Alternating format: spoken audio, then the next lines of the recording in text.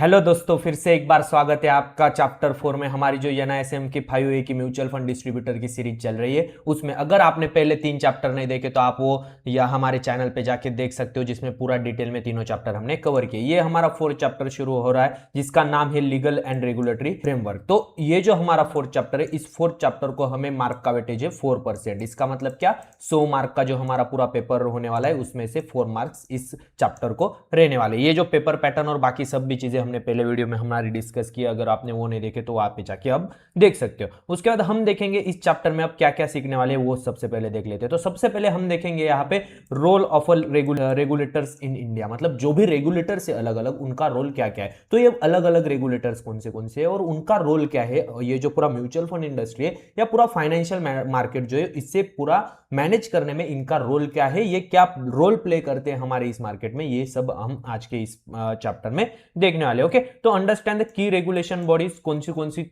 की regulatory bodies है वो हम सबसे पहले समझेंगे, और उसके बाद उनके स्पेसिफिक रूल हम समझेंगे। ओके, तो सबसे पहले आती है हमारी सेबी। सेबी मतलब क्या, security exchange board of India. तो सेबी का रोल क्या है रिगार्डिंग म्यूचुअल फंड इंडस्ट्री में सेबी क्या रोल प्ले करता है, ये हम सीखेंगे। उसके बाद हम सीखेंगे कि ड्यू डिलीजेंस प्रोसेस क्या होता है by AMC distributors of a mutual fund. तो ड्यू डिलीजेंस प्रोसेस क्या होता है एएमसी का for distributors and mutual fund जो होते हैं उनके डिस्ट्रीब्यूटर्स के रिगार्डिंग जो भी ड्यू डिलीजेंस प्रोसेस होता है वो क्या होता है, वो पूरा का पूरा हम समझेंगे। उसके बाद हम देखेंगे सेबी के एडवर्टाइजमेंट के कोड ऑफ म्यूचुअल फंड है, कुछ तो रूल्स एंड रेगुलेशन सेबी ने बनाए हुए हैं रिगार्डिंग एडवर्टाइजमेंट। अगर कोई भी म्यूचुअल फंड इंडस्ट्री, कोई भी म्यूचुअल फंड अगर एडवर्टाइज करना चाहता है तो वो कैसी हो, उसमें कौन से वर्ड यूज ना किए जाए या किसी स्टैंडर्डाइज एडवर्टाइज हो, और वो रूल्स एंड रेगुलेशंस के हिसाब से ही हो, ये सब जो भी एएमसी होते हैं उसे वो ध्यान में रखना पड़ता है। तो वो क्या क्या होते हैं वो हम आगे देखेंगे। उसके बाद हम देखेंगे investor grievance and residual standards, मतलब इन्वेस्टर को अगर कोई भी प्रॉब्लम आता है तो उसके लिए रेसिडुअल्स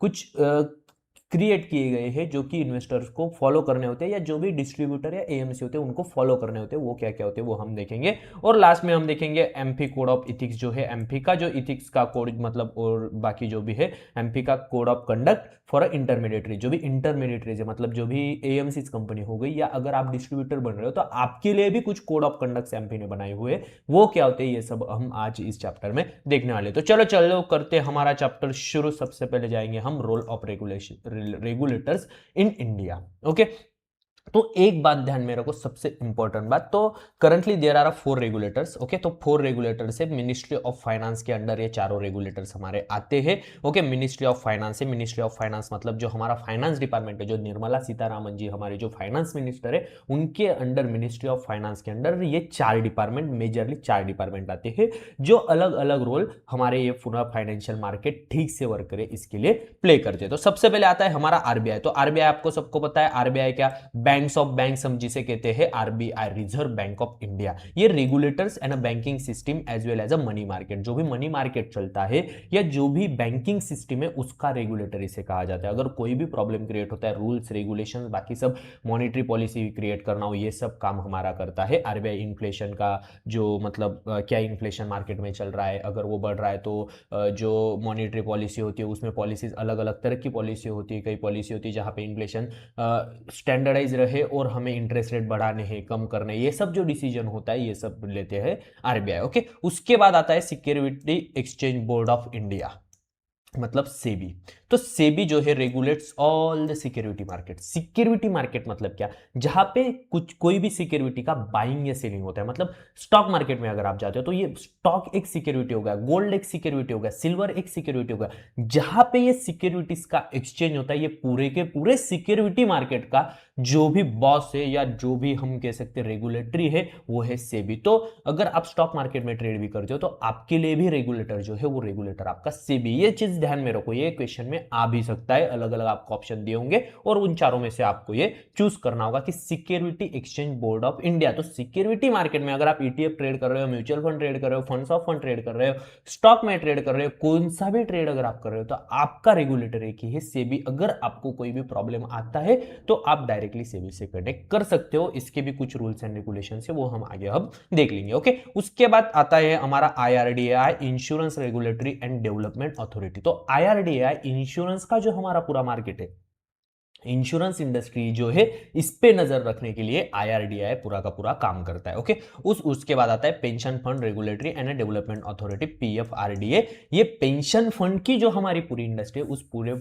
इंडस्ट्री का जो बॉस हम इसे कह सकते हैं, रेगुलेटरी हम इसे कह सकते हैं पीएफआरडीए। ओके, तो पेंशन फंड मार्केट का यहाँ पे पीएफआरडीए। तो हमारे लिए इंपॉर्टेंट कौन सा है? सेबी, क्योंकि म्यूचुअल फंड की पूरी जो इंडस्ट्री जो वर्क होती है वो अंडर सेबी के गाइडलाइंस, रूल्स एंड रेगुलेशंस के हिसाब से हमें चलना पड़ता है। ओके, तो जो सेबी है रेगुलेटरी अथॉरिटी हमारे, उसके कुछ रिफॉर्म बाय सेबी, मतलब अभी क्या था 1996 के से जब रेगुलेशन थे वो वही रेगुलेशंस 2026 तक चले हुए आ रहे थे, लेकिन 2026 में सेबी का नया रूल रेगुलेशन सेबी ने थोड़े बनाए, जिसमें कुछ पिछले वाले जो थे उनमें कुछ इंप्रूवमेंट किए। तो वो इंप्रूवमेंट कौन से हुए और कौन से रूल्स एंड रेगुलेशंस हमें फॉलो करने होते हैं, ये हम इस चैप्टर में देखने वाले। तो चलो चलते हैं, करते हैं शुरू। तो SEBI issued a mutual fund regulations initially in 1996। तो 1996 में पहले बनाया था, which was replaced in the mutual fund regulation 2026। तो मतलब इस साल ही वो रिफॉर्म किया गया। ओके, अगर आप पुराने बुक से पढ़ रहे हो तो आपको ये प्रॉब्लम हो सकता है, क्योंकि सब रूल्स एंड रेगुलेशंस और बाकी सब यहाँ पे रिफॉर्म हो चुका है। ओके, तो ये जो रेगुलेशंस है हमारे, ये 2026 के, वो क्या क्या डिफरेंस है वो अब हम देखेंगे। तो ये एक बात ध्यान में रखो, अगर ये क्वेश्चन आता है कि कब रिफॉर्म हुए, तो 2026 में सब रिफॉर्म हुआ, और इनिशियली पहले 1996 में सेबी ने रूल्स एंड रेगुलेशंस बनाए थे। Since 1996 there have been a many amendment through various regulations and circulars. In all the cases, the objective has to always remind to protect the interest of the mutual fund investor and empower the investor to take informed investment decision। तो ये एक बात भी याद रखो कि सेबी का या कोई भी रूल्स एंड रेगुलेशंस अगर बनता है तो वो प्रोटेक्शन ऑफ इन्वेस्टर या इन्वेस्टर का इंटरेस्ट इस मार्केट में बना रहे, इसी वजह से बनता है। तो जो भी रूल्स एंड रेगुलेशंस होते हैं, जो भी ये पॉलिसीज होती है, ये सब इन्वेस्टर का इंटरेस्ट बना रहे और इन्वेस्टर इनफॉर्मली इन्वेस्ट डिसीजन ले सके, इसके लिए ही बने हुए होते हैं। तो एट द अल्टीमेट बेनिफिट कौन होता है? हमारा इन्वेस्टर होता है, चाहे वो 100 रुपए से इन्वेस्ट कर रहा हो, 500 रुपए से इन्वेस्ट कर रहा हो, लेकिन वो investor is the ultimate beneficiary of all these rules and regulations जो कि इंप्लीमेंट किए जाते हैं एएमसीज कंपनी पे, डिस्ट्रीब्यूटर्स पे, या पूरी के पूरे इंडस्ट्री पे। ओके, उसके बाद हम देखेंगे different type the various provisions have regulations can be broken down into the following categories. तो अलग अलग रेगुलेशन जो है वो हम अब एक एक करके सब देख लेते। तो सबसे पहला जो है हमारा स्कीम रिलेटेड डॉक्यूमेंट। ओके, जिसे हम ऑफर डॉक्यूमेंट्स भी कहा जाता है। ओके, तो ये स्कीम रिलेटेड डॉक्यूमेंट जो होते हैं, तो उस स्कीम रिलेटेड डॉक्यूमेंट्स में क्या क्या कवर होना चाहिए, ये सब उस रेगुलेशंस में आता है कि आपकी एनएवी क्या है, आप किन कंपनियों में इन्वेस्ट कर रहे हो, वो सब डिस्क्लोजर वहां पे होना चाहिए। आपका एक्सपेंस रेशो क्या है, या आपके टाइप ऑफ जो, अगर आप म्यूचुअल फंड कौन सी भी कैटेगरी अगर एक चूज कर रहे हो, डेप म्यूचुअल फंड है तो वो डिस्क्लोज होना चाहिए। उसके बाद अगर आप इक्विटी म्यूचुअल फंड है तो कितना हिस्सा आपका इक्विटी की तरफ जा रहा है, ये सब डिस्क्लोजर वहां पे होने चाहिए। तो covers various aspect related to the objective and a consent of the scheme related document। तो सब जो भी स्कीम रिलेटेड डॉक्यूमेंट है वो वहां पे स्कीम मतलब उसमें सब कंसेंट होना चाहिए और सब डिस्क्लोज होना चाहिए कि ऑब्जेक्टिव क्या है उस म्यूचुअल फंड का।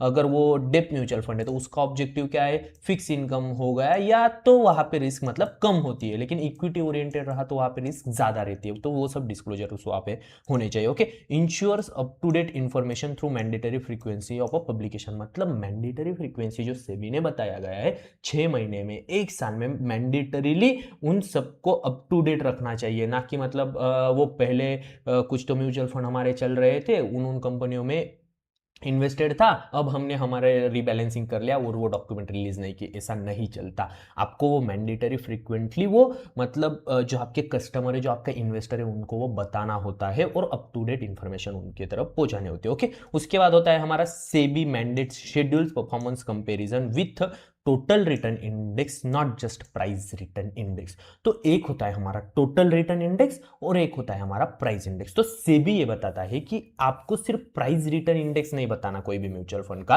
तो आपको टोटल रिटर्न इंडेक्स भी बताना होता है। तो total return index and price return index क्या होता है ये देख लेते हैं। तो प्राइस रिटर्न इंडेक्स मतलब क्या, जो प्राइस में मूवमेंट होती है उससे जो हमारा इंडेक्स में ये होता है capture the capital gain only. Okay, तो मतलब जो कैपिटल गेन हो रहा है उसकी वजह से जो प्राइस में मूवमेंट मूवमेंट हो रही वही सिर्फ प्राइस रिलेटेड इंडेक्स जो हमारा होता है उसमें होती है। लेकिन टोटल रिटर्न इंडेक्स जो होता है इसमें हम इंक्लूड करते हैं अगर कोई भी डिविडेंड, इंटरेस्ट, मान लो अगर हमने 100 रिलायंस के स्टॉक हमारे म्यूचुअल फंड में खरीदे हुए और रिलायंस अगर डिक्लेयर करता है कि 10 रुपये का हमारा डिविडेंड हम डिक्लेयर करते हैं, ओके, तो 100 शेयर का हमें 10 रुपए के हिसाब से हमें 1000 रुपीज डिविडेंड रिसीव होगा।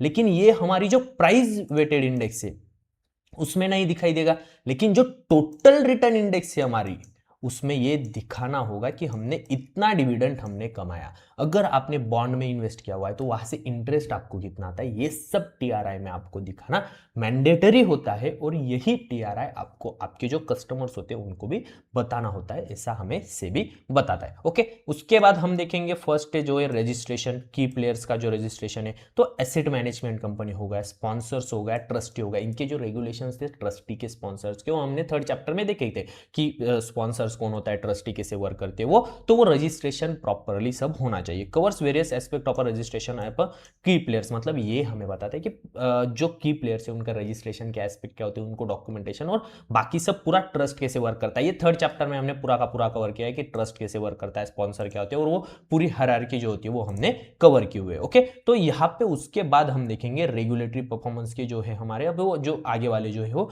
उसके बाद है हमारा conviction and consolidation of existing scheme. मतलब क्या, सेबी अभी ये बोलता है कि बहुत, अब क्या होता था कई बार, मतलब क्या हो गया था कि एक ही जो म्यूचुअल फंड था उसके 2 3 4 फंड थे, मतलब लार्ज कैप के 2 फंड, ठीक है, लार्ज कैप के 2 फंड, स्मॉल कैप के 3 fund.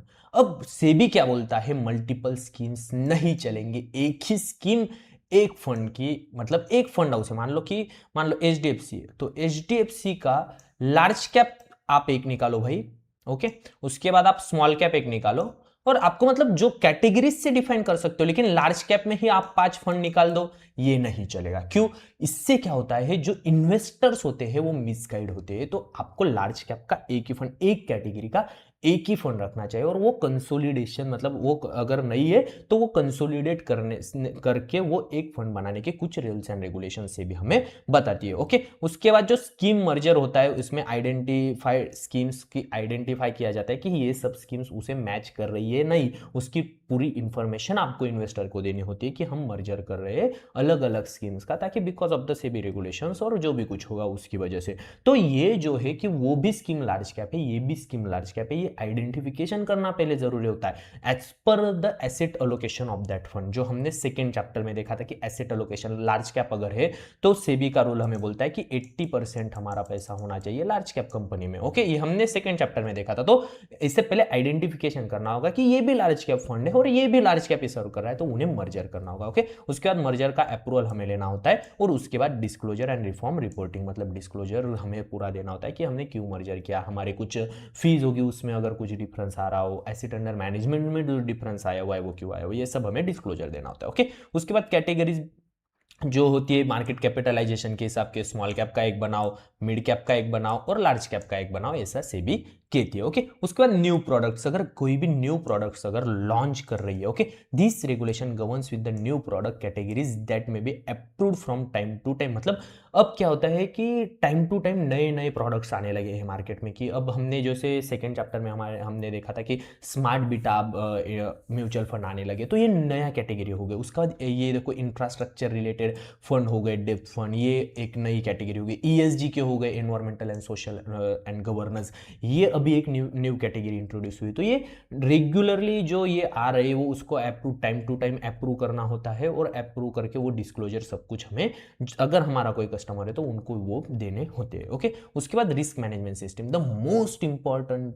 Thing in the investing is risk management is the most important, मतलब इससे सबसे ज़्यादा वेटेज दिया भी जाता है अगर आप बड़े बड़े इन्वेस्टर देखो वहाँ पे भी, और अगर हम कोई हमारे मतलब एनआईएसएम के कोर्सेज में भी रिस्क को अच्छा खासा वेटेज दिया गया है। इसका एक स्पेसिफिक जो चैप्टर है सबसे ज़्यादा वेटेज, उसको 15 मार्क का वेटेज एक ही चैप्टर को है। ओके, तो की फोकस एरिया जहाँ पे हो गया, यहाँ पे भी ऑपरेशनल रिस्क मैनेजमेंट होनी चाहिए, मतलब कोई भी ऐसा नहीं चलेगा कि एनएवी कैलकुलेट करते समय कोई ह्यूमन एरर आ गया, नहीं चलेगा। ऑपरेशनल रिस्क मैनेजमेंट वहाँ पे पूरा डिपार्टमेंट होता है, ये हमने सेकेंड चैप्टर में दिखा था। Okay, exposure limits for diversification, मतलब क्या होता है, कई बार ज़्यादा भी डाइवर्सिफिकेशन करने से वो एक्सपोजर खत्म हो जाता है, या उस स्कीम का वो जो मतलब वो जो ऑब्जेक्टिव के लिए बनी हुई है उससे वो डाइवर्ट कर जाती है। ऐसा नहीं होना चाहिए, जो एक्सपोजर है वो प्रॉपर डाइवर्सिफिकेशन होना चाहिए। ओके, उसके बाद segregation portfolio in case of a credit, अगर क्रेडिट जैसी सिचुएशन आती है तो सेग्रीगेशन पोर्टफोलियोज का जो ये है वो होना चाहिए। और लिक्विडिटी रिस्क मैनेजमेंट, लिक्विडिटी होनी चाहिए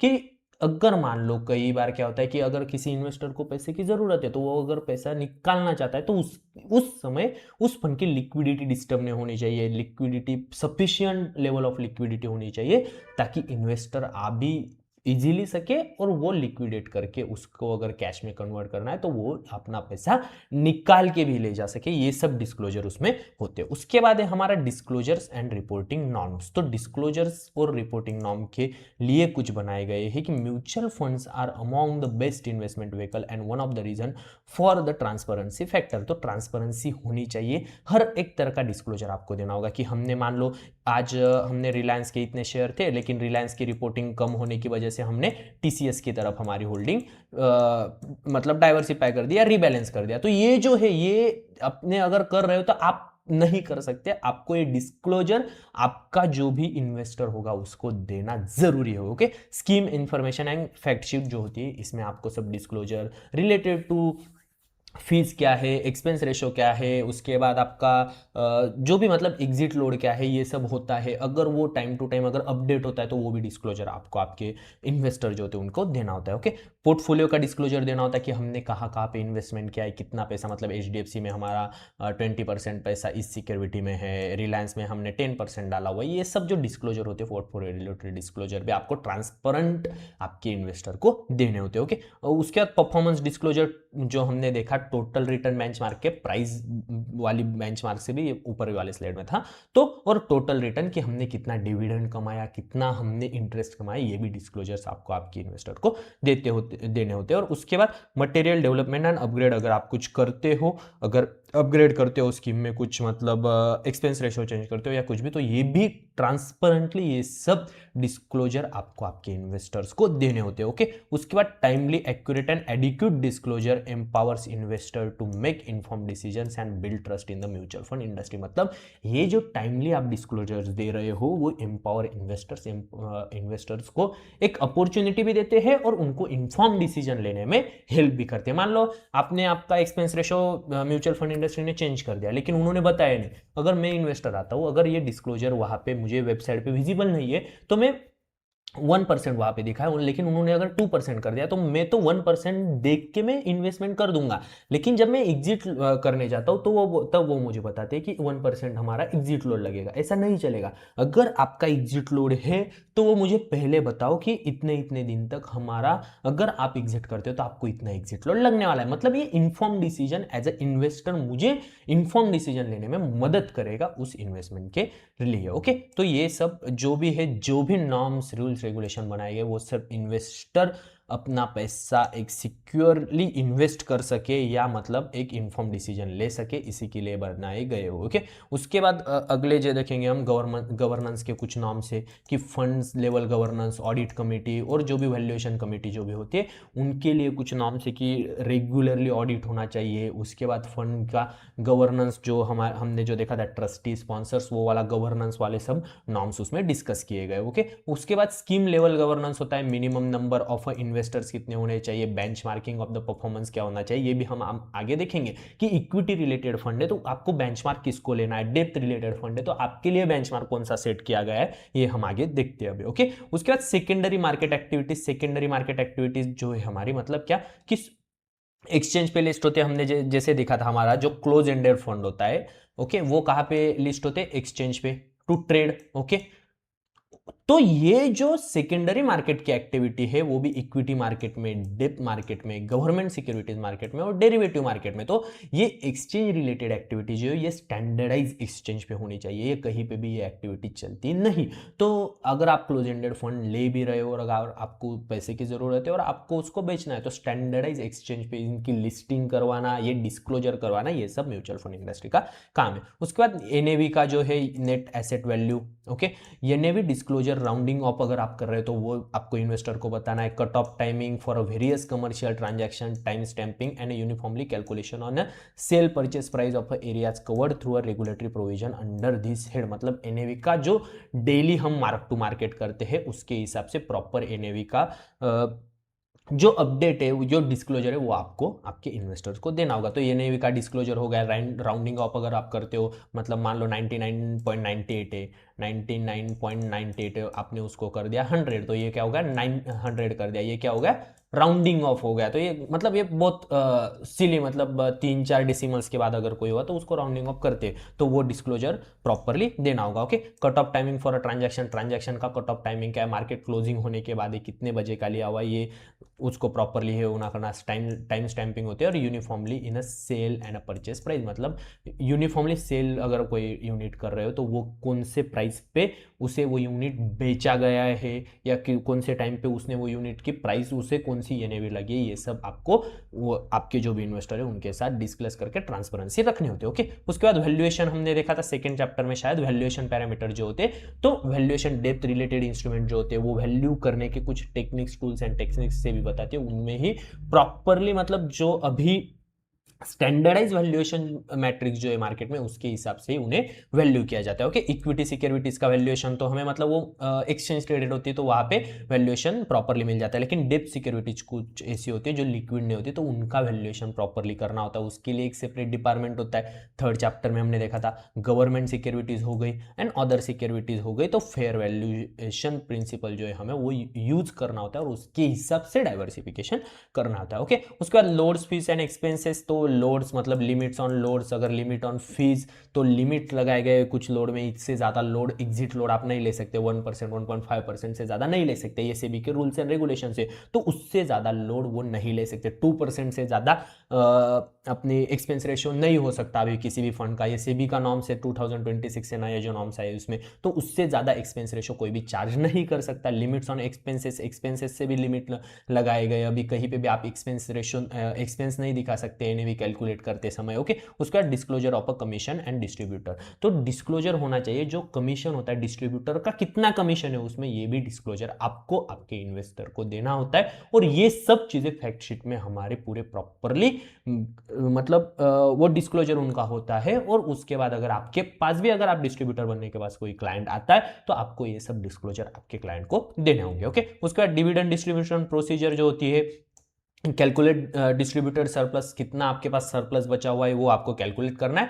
बोर्ड और ट्रस्टी का अप्रूव लगता है हमें डिविडेंड अगर आपको बांटना है आपके शेयर में, शेयर होल्डर्स में या यूनिट होल्डर्स में, तो आपको वहां पे बोर्ड आपका जो ट्रस्टी होते हैं उनका अप्रूवमेंट लेने के बाद आप डिविडेंड डिक्लेयर करके डिविडेंड का पे आउट जो आपके यूनिट होल्डर होते हैं उनके अकाउंट में डायरेक्टली कर सकते हो। तो SEBI's regulatory framework ensure transparency, investor protection, fair practices and promotes the healthy growth of a mutual fund industry. तो सेबी ने ये सब क्यों किया है कि अच्छे से ये सब पूरी इंडस्ट्री इथिकली ट्रांसपेरेंट तरीके से ग्रो हो और इन्वेस्टर का इंटरेस्ट इसमें बना रहे। उसके बाद हम देखते हैं इन्वेस्टमेंट बाय स्कीम्स, तो स्कीम्स में अगर कोई भी इन्वेस्टमेंट कर रहा है तो यहाँ पे guidance circular for investor restrictions and investment limit by the mutual fund scheme, हमने सेकंड चैप्टर में देखा था कि अगर इक्विटी ओरिएंटेड फंड है तो उसका 80% ऑफ द मनी तो इक्विटी ओरिएंटेड एसेट्स में होना ही चाहिए। फ्लेक्सी कैप स्कीम है तो वो डाइवर्सिफाई कर सकता है, लेकिन अगर हाइब्रिड स्कीम है तो उसका कहाँ पे होना चाहिए, एग्रेसिवली हाइब्रिड स्कीम है तो उसका कहाँ पे होना चाहिए, ये सब हमने सेकंड चैप्टर में देखा था। तो ये भी एक इन्वेस्टमेंट बाय स्कीम्स, तो स्कीम्स में अलग अलग करते हो तो उसके लिमिट्स कुछ बनाए गए, वो लिमिट्स में रहकर जो भी इन्वेस्टमेंट एएमसी होती है उसको काम करना होता है। तो ओके, तो इन्वेस्टमेंट के रिस्ट्रिक्शन की, अगर इक्विटी ओरिएंटेड फंड है तो उसका इक्विटी में ज़्यादा एक्सपोजर होना चाहिए, 20% आप डाइवर्सिफाई कर सकते हो। लार्ज कैप अगर है तो लार्ज कैप में 60-70% एक्सपोजर उस फंड का होना चाहिए। इन्वेस्टमेंट के लिमिट से कुछ वो डाइवर्सिफिकेशन के नाम से कि उससे ज़्यादा आप डाइवर्सिफाई नहीं कर सकते, वो भी इंडस्ट्री में फॉलो करने होते हैं एएमसी के लिए। ओके, एसेट एलोकेशन के भी कुछ लिमिट है कि आप कहाँ कहाँ पे आपके एसेट डाल सकते हो उस फंड के हिसाब से, ठीक है। उसके बाद एडवर्टाइजमेंट जो किया जाता है, एडवर्टाइजमेंट के कुछ नॉर्म्स है जो हम आगे डिटेल में देखेंगे कि एडवर्टाइजमेंट रिलेटेड कौन से नॉर्म्स बनाए गए। ओके, तो परमिसिबल कंटेंट ऑफ एडवर्टाइजमेंट मतलब फेयर एंड ट्रांसपेरेंट एडवर्टाइजमेंट होनी चाहिए, ये भी हम देखते हैं अभी। Okay, investor rights and obligations, ये भी आगे स्लाइड्स में हम देखेंगे कि इन्वेस्टर्स के कुछ राइट्स है, वो राइट्स कौन से होते हैं ये हम अब देखेंगे। Okay, certifications and registration of intermediaries, तो ये जो इंटरमीडिएटरीज के सर्टिफिकेशंस होते हैं ये कौन से होते हैं, सर्टिफिकेशन ऑफ रिक्वायरमेंट कौन से होते हैं ये भी हम देखेंगे। सर्टिफिकेशन एग्जामिनेशन, जैसे कि आप NISM 5A अभी दे रहे हो, ये वीडियो अगर आप देख रहे हो तो आप NISM 5A की प्रिपरेशन कर रहे हो, या आप इन्वेस्टर प्रोस्पेक्टिव से भी दे सकते हो, लेकिन मोस्ट ऑफ द पीपल्स होंगे हमारे जो कि 5A के लिए देख रहे हैं। तो ये सर्टिफिकेशंस की जो रिक्वायरमेंट है, ये जो सेबी ने बताया हुआ है वो आपको मतलब नेसेसिटी हो जाती है। ओके, उसके बाद कंटिन्यूअस प्रोफेशनल एजुकेशन प्रोवाइड किया जाना चाहिए, अलग अलग सेमिनार कंडक्ट किए जाने चाहिए, जहाँ पे आपके जो डिस्ट्रीब्यूटर्स है, AMCs करती है, वो एक एडवर्टाइजमेंट इनिशिएटिव भी हम कह सकते हैं या प्रमोशन इनिशिएटिव भी कह सकते हैं, लेकिन उसके जरिए आपको एजुकेशन प्रोवाइड किया जाता है, आपको नए नए स्कीम्स इंट्रोड्यूस की जाती है, मार्केट में नई आने वाली अपॉर्चुनिटीज, नए रिस्क, इसके बारे में आपको बताया जाता है। ओके, उसके बाद रजिस्ट्रेशन के कुछ नाम से वो भी हम देख लेंगे। Okay, and transaction in a mutual fund unit, तो these provisions cover a transaction through a stock exchange through a similar platform kind of documentation that AMC RTA need to be present, KYC के जो norms है वो सब इसमें cover होते हैं। Okay, transaction through a stock exchange and platforms मतलब recognize stock exchange NSE BSE से ही हमारे सेकेंडरी मार्केट के जो ट्रांजैक्शन है वो भी वहां से ही होने चाहिए। कोई भी मतलब कि नॉन लिस्टेड शेयर कोई खरीद लिया ऐसा नहीं चलेगा, ठीक है, म्यूचुअल फंड के लिए।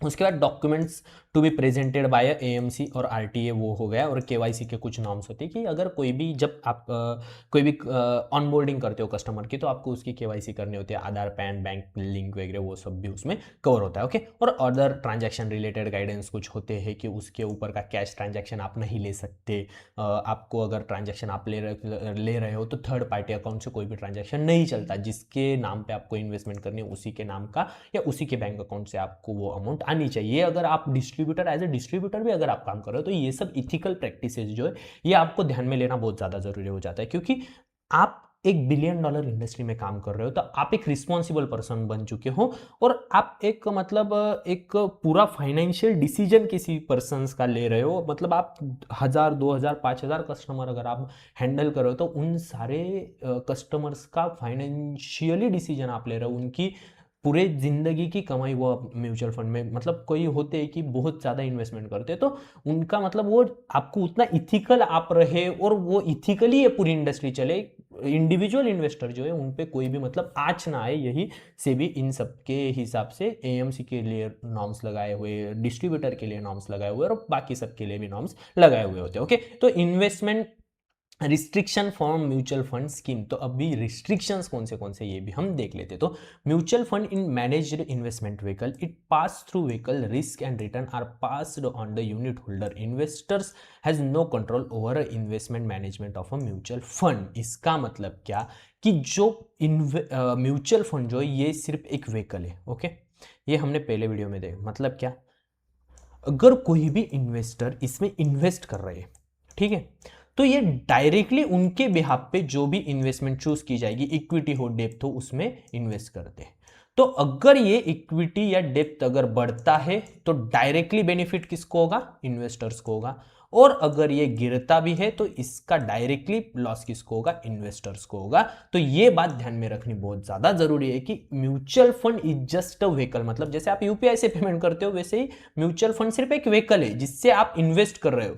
तो अगर यहाँ पे इस सिक्योरिटी में कुछ भी लॉस या प्रॉफिट होता है तो ये directly transfer through the investor होता है। Okay, to control the risk taken by the fund manager, SEBI has laid down a regulation regarding investment universe restriction and a portfolio diversification for a mutual fund scheme.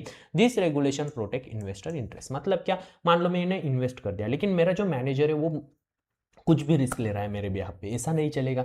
मैंने अगर डेब्ट fund में डाला है, इसका मतलब क्या, मैं चाहता हूं कि मेरा पैसा बहुत ज्यादा सेफ रहे, मुझे ज्यादा एक्सपेक्टेशन नहीं है रिटर्न का, तो इसीलिए मैंने डेब्ट फंड में डाला है। नहीं तो मुझे अगर रिटर्न चाहिए होता तो मैं इक्विटी फंड में डालता, तो ये जो नॉर्म्स से जो हमने सेकेंड चैप्टर में भी देखे थे कि डाइवर्सिफिकेशन के जो नॉर्म्स है ये भी सेबी ने इसीलिए लगाए कि जो ऑब्जेक्टिव है इन्वेस्टर का वो फुलफिल हो, ना कि आप एक कुछ मतलब जो रिस्क इन्वेस्टर नहीं लेना चाहता वो उसके बास्केट में डालो। ठीक है, तो ये आपको ध्यान में रखना जरूरी है। Okay, regulation 39 of the SEBI regulation जो है उसके हिसाब से subject to the investment objective is scheduled and a provision of this regulation the AMC shall invest funds of mutual fund scheme only in the following। तो ये जो कुछ assets classes हमें बताए गए हैं इनमें ही म्यूचुअल फंड स्कीम इन्वेस्ट कर सकता है, इस एसेट यूनिवर्स के बाहर इन्वेस्ट नहीं कर सकता।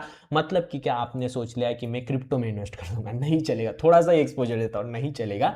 जो बताया गया है, जो सेबी ने रूल्स एंड रेगुलेशन सेट के, उसके बाहर एएमसी इन्वेस्ट नहीं कर सकती। ओके, अगर आप डिस्ट्रीब्यूटर बनना चाहते हो तो आपके लिए तो कुछ नहीं, आप तो क्या मतलब आप भी एक इंटरमीडिएटरी बन जाते हो कि जो इन्वेस्ट इंडस्ट्री है, मतलब म्यूचुअल फंड एएमसी है, आप सिर्फ वो सेलर का काम कर रहे हो, या आप मतलब डिस्ट्रीब्यूटर बन जाते हो। आपको एजुकेट करना है इन्वेस्टर को और आपको इन्वेस्टर कलेक्ट करके वो डिस्ट्रीब्यूटर बन जाते हो। लेकिन अगर आप एएमसी के साथ काम कर रहे हो जहाँ पे एसेट सिलेक्शन, एसेट मैनेजमेंट और डाइवर्सिफिकेशन वाले काम है, तो ये जो चीज़ें है वो उनके लिए है। ओके, लेकिन अगर आप वहाँ पे भी काम कर रहे हो तो ये चीज़ें आपको ध्यान में रखना बहुत ज़्यादा जरूरी हो जाता है। तो सिक्योरिटीज जो है हमारे वो कौन से हैं? तो सबसे पहले मनी मार्केट इंस्ट्रूमेंट्स होते हैं। Money market instruments second chapter में हमने देखा, जो 1 साल से कम जिनकी मैच्योरिटी होती है उन्हें मनी मार्केट इंस्ट्रूमेंट्स कहा जाता है। ओके, उसके बाद प्राइवेटली प्लेस्ड डिबेंचर्स होते हैं। डिबेंचर्स जो होते हैं वो खरीद सकते हैं। उसके बाद security debt instrument, asset backed mortgage back securities, मतलब debt related asset back and mortgage back security जो होती है वो खरीद सकते हैं।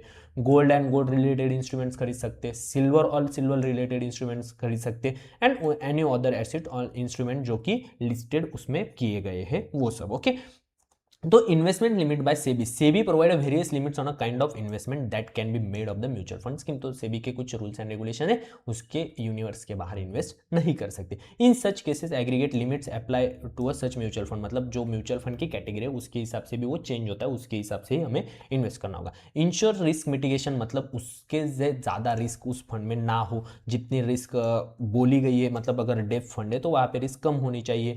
ओके, उसके स्टैंडर्ड डेविएशन होते हैं। स्टैंडर्ड डेविएशन मतलब कितना डेविएट कर सकता है पोर्टफोलियो, ये उसमें प्रॉपरली मतलब इसके जरिए वैल्यूएशन किया जाता है म्यूचुअल फंड का। ओके, उसके बाद प्रोटेक्ट इन्वेस्टर इंटरेस्ट, इन्वेस्टर का इंटरेस्ट बना रहे, इन्वेस्टर को प्रॉपरली एजुकेट किया जाए ताकि वो और इन्वेस्ट आगे करे। ओके, उसके बाद ensure proper diversification of portfolio, मतलब मान लो कि मुझे लग रहा है कि आने वाले समय में रिलायंस इंडस्ट्री बहुत अच्छा करने वाली है तो मैंने सबके सब रिलायंस के शेयर नहीं, प्रॉपर डाइवर्सिफिकेशन देना चाहिए। ओके, उसके बाद promote stability and long term growth, long term growth के हिसाब से ही और स्टेबिलिटी भी हो उस इन्वेस्टर को, ये से ही हमें एज अ डिस्ट्रीब्यूटर भी, जब आप डिस्ट्रीब्यूट कर रहे हो तो आपको बहुत एग्रेसिव फंड नहीं बताने आपका अगर क्लाइंट हो तो उसे, क्योंकि उसकी जो रिस्क एपेटाइट है उसके हिसाब से ही आपको उसके ऑब्जेक्टिव फुलफिल हो, इसी तरीके से आपको काम करना है। ओके, तो अभी रिस्ट्रिक्शन ऑन इन्वेस्टमेंट जो है हमारे वो हम देख लेते हैं कौन से। Any instrument to be made under 39 जो हमने पिछले देखा, other than instruments made by a gold exchange traded fund schemes and silver exchange traded fund shall be subject to investment restriction specific to sixth schedule SEBI mutual fund regulation 2006 and with any other instrument as may be specified by SEBI for a time to time, मतलब time to time SEBI के regulations को handle करते हुए हमें ये सब follow करना है। तो अब गोल्ड रिलेटेड ईटीएफ जो है वो सिर्फ गोल्ड के फ्यूचर में, गोल्ड के सिल्वर के फ्यूचर में और ऑप्शन एंड स्वैप्स में ही ट्रेड कर सकते हैं, उसके सिवा बाहर ट्रेड नहीं कर सकते। ओके, उसके बाद mutual fund shall settle their transaction only dematerialize security expect such instruments such as मैंने स्पेसिफाइड बाय सेबी, मतलब डीमैट अकाउंट में ही वो सिक्योरिटीज होनी चाहिए, वही सिक्योरिटीज हम खरीद सकते हैं, एक्सेप्ट सम सिक्योरिटीज है जो कि उन्होंने वहां पे बताए हुए। लेकिन ये किसके लिए, एएमसी के लिए बहुत ज्यादा काम का है कि कौन सी सिक्योरिटीज लेनी चाहिए कौन सी नहीं लेनी चाहिए, तो उनके लिए वो स्पेसिफाइड सेबी ने रूल्स एंड रेगुलेशन बनाए, उसके हिसाब से म्यूचुअल फंड कुछ भी बाय कर सकता है। ओके, और gold exchange traded fund and silver exchange traded fund shall be following instrument, उसके बाहर वो नहीं जा सकते।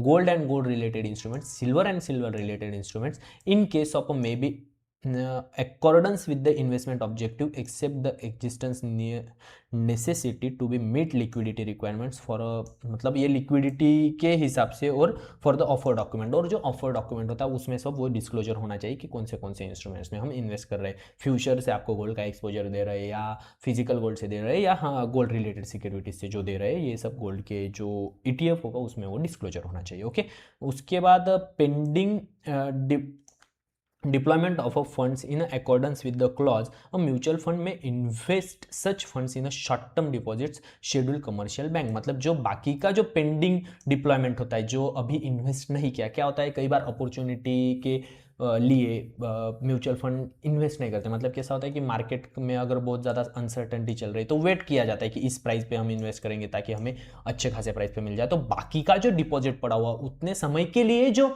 डिपॉजिट पड़ा हुआ है, जो आपका कैश म्यूचुअल फंड के पास पड़ा हुआ होता है, वो short term deposits of scheduled commercial banks में ही, जो मतलब रिकॉग्नाइज बैंक है उनमें ही आपका पैसा रखा जाए, ये सेबी के नॉर्म्स कहते हैं। Okay, the fund of a mutual fund scheme shall not in any manner be used in A carry forward transaction expect manner specified by SEBI. मतलब कैरी फॉरवर्ड ट्रांजैक्शन मतलब आज नहीं, आज खरीद लिया और बाद में ये करेंगे। कैरी फॉरवर्ड ट्रांजैक्शन में आपका कौन सा भी इंस्ट्रूमेंट का डाइवर्सिफिकेशन या इंक्लूड आपके पोर्टफोलियो में नहीं होना चाहिए AMC के लिए। Okay, The mutual fund may enter in a derivative transaction on a recognized stock exchange subject to framework specified by SEBI। मतलब अगर डेरिवेटिव कॉन्ट्रैक्ट करते भी है तो वो सेबी के कंप्लायंस के हिसाब से सिर्फ रिकग्नाइज स्टॉक एक्सचेंज है उनमें ही करना चाहिए, जो हमने सेकेंड वीडियो में देखे थे। कौन से हमारे NSE नेशनल स्टॉक एक्सचेंज और BSE बॉम्बे स्टॉक एक्सचेंज, ये दो ही हमारे रिकॉग्नाइज स्टॉक एक्सचेंज इंडिया में अवेलेबल है। ओके, उसके बाद बाकी भी बहुत सारे स्टॉक एक्सचेंज है, कोलकाता स्टॉक एक्सचेंज है, अभी अहमदाबाद में वो स्टॉक एक्सचेंज खुल रहा है, वो है, लेकिन सेबी के नॉर्म्स के हिसाब से जिनमें लिक्विडिटी अच्छी है, वो मतलब क्रेडिट रिस्क जो है, डिफॉल्ट रिस्क नहीं होनी चाहिए। सेबी का ये मैंडेट है कि कहीं पे भी अगर इन्वेस्ट कर रहे हो तो वहाँ पे डिफॉल्ट रिस्क ज़्यादा होती है। तो ये स्टैंडर्ड स्टॉक एक्सचेंज पे ऐसी सिक्योरिटीज होती है वो जो कि सेबी के नॉर्म्स के हिसाब से होती है। तो सेबी का वही है कि इन्वेस्टर के वहाँ पे मतलब पैसा डूबने के चांसेस ना हो। ठीक है, उसके बाद any short selling transaction for a mutual fund, वो भी रिकॉग्नाइज स्टॉक एक्सचेंज ही होना चाहिए, जैसे कि मैंने NSE BSE बनाया हूँ उसमें। Okay, any transaction investment between schemes within the same mutual fund shall be permitted subject to such condition specified by the SEBI. तो इसका मतलब क्या, अगर मान लो एक स्कीम में ट्रांसफर अगर परमिट किया स्कीम बी में, तो ये एज पर सेबी कंडीशन में होने चाहिए। मतलब क्या, ए स्कीम में इसका अगर ट्रांसफर हो रहा है बी स्कीम में, जैसे हमने मर्जर में देखा था वैसा, या इसमें से सिक्योरिटी इसमें जा रही है, तो ये भी स्टॉक एक्सचेंज पे भी रिकग्नाइज्ड तरीके से होना चाहिए। ये भी ऐसे मतलब कि डायरेक्टर ने डायरेक्टर को बोल दिया कि भाई ये दोनों इसमें ट्रांसफर नहीं, ये स्टॉक एक्सचेंज पे रिकग्नाइज हिसाब से होना चाहिए और इसका डिस्क्लोजर जो इन्वेस्टर है उनको दिया जाना चाहिए। ओके, उसके बाद एडवर्टाइजमेंट के जो हमने नॉर्म्स देखे थे, वो एडवर्टाइजमेंट के क्या क्या नॉर्म्स है ये हम अब देख लेते हैं। SEBI advertisement code for mutual fund as per the 5th schedule of a SEBI mutual fund regulation 2026, 11 core principles for mutual fund advertisement. तो ये 11 कोर प्रिंसिपल्स है म्यूचुअल फंड एडवर्टाइजमेंट के, और ये फॉलो करने होते हैं हर एक म्यूचुअल फंड इंडस्ट्री को। तो सबसे पहले एक्यूरेट एंड ट्रूथफुल एडवर्टाइजमेंट हो। इसका मतलब क्या, advertisement shall be accurate, true, fair, clear, complete and concise. मतलब क्या, मिसलीडिंग ना हो कि मैंने ये नहीं भी बताया और मैंने जो भी मेरे मतलब जब भी कभी कोई भी इंडस्ट्री अगर एडवर्टाइज कर रही है तो मिसलीडिंग ना हो। मतलब कि गारंटीड शब्द यूज नहीं कर सकते अगर इक्विटी ओरिएंटेड फंड है तो। क्यों, क्योंकि वहां पे गारंटीड रिटर्न नहीं होता।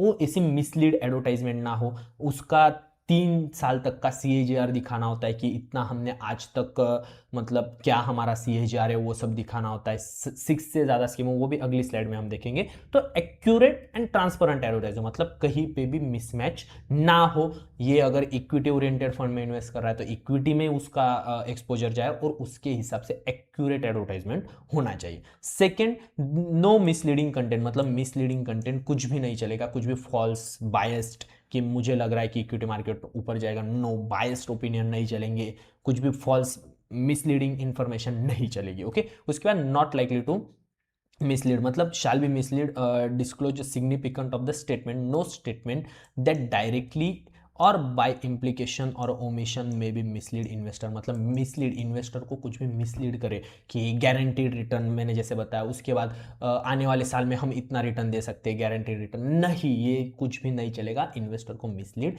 कोई भी एडवर्टाइज नहीं कर सकती। ओके, उसके बाद नो एक्सरेगेटेड स्लोगन्स, मतलब ज़्यादा स्लोगन्स या कुछ भी ऐसे यूज़ नहीं कर सकते कि बड़े बड़े ये हमने सबसे ज़्यादा रिटर्न दिया, ये नहीं चलेगा। उसके बाद no celebrities shall be form part of the advertisement, कोई भी सेलिब्रिटी को आप म्यूचुअल फंड का एडवर्टाइज में इंक्लूड नहीं कर सकते। तो आप कहोगे सर कि धोनी हो गया या ये म्यूचुअल फंड सही है बोलते हैं, तो एक चीज़ यहाँ पे ध्यान रखो कि सेलिब्रिटीज एडवर्टाइज कर सकते हैं, लेकिन पूरे के पूरे म्यूचुअल फंड इंडस्ट्री के एडवर्टाइज कर सकते हैं, म्यूचुअल फंड को प्रमोट कर सकते हैं, लेकिन किसी भी स्पेसिफिक फंड की एडवर्टाइजमेंट कोई भी सेलिब्रिटी नहीं कर सकता। मान लो ऐसे जैसे कि एग्जांपल की HDFC small cap fund gives best return in the industry, नहीं चलेगा, नहीं चलेगा।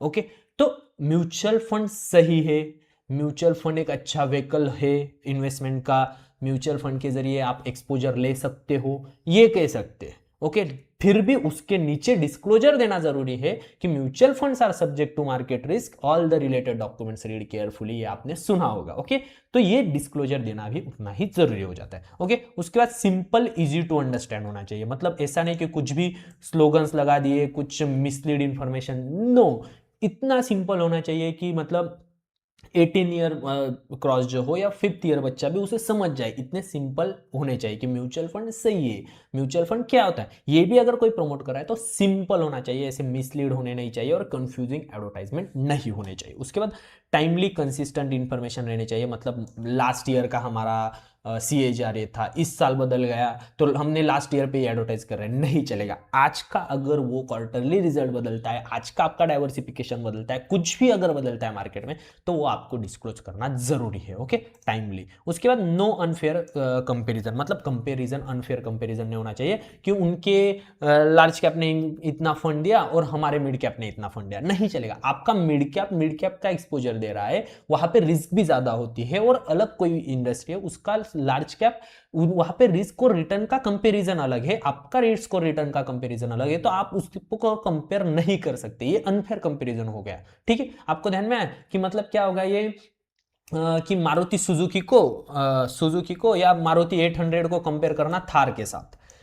ओके, लेकिन प्राइस का कंपैरिजन भी आप दिखाओ, आपने सिर्फ क्या दिखाया, माउंटेन चढ़ना था, सुजुकी नहीं चढ़ सकी और थार चढ़ गई, प्राइस कंपैरिजन दिखाओ, उसके फीचर्स दिखाओ, ये नहीं, सिर्फ ये क्या हो गया, फिर मिसलीड एडवर्टाइजमेंट होगा, ये नहीं चलेगा। ओके, उसके बाद अंडरस्टैंड वार्निंग मैंडेटरी, मतलब स्टैंडर्ड वार्निंग जो है वो मैंडेटरी है। अगर कोई भी म्यूचुअल फंड जब भी मतलब ये कर रहा होता है कि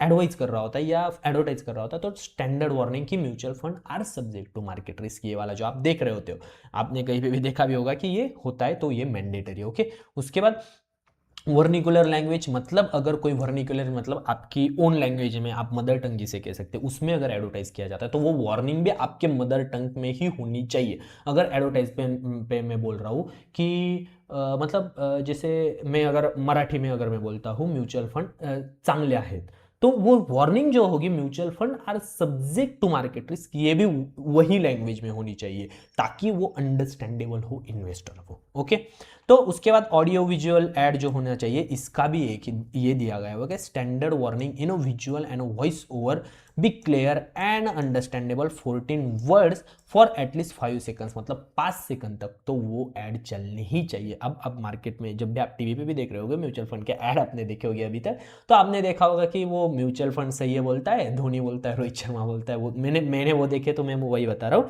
लेकिन उसके बाद 5 सेकंड तक विजुअल एंड ऑडियो दोनों क्लियर कंसाइज वे में आपको मतलब इंफॉर्मेशन क्लियरली ट्रांसफर हो, ऐसे ही वो होने चाहिए 5 सेकंड तक, तो वो चलना ही चाहिए। ओके, तो remember honest, clear and fair and be responsible advertisement होनी चाहिए।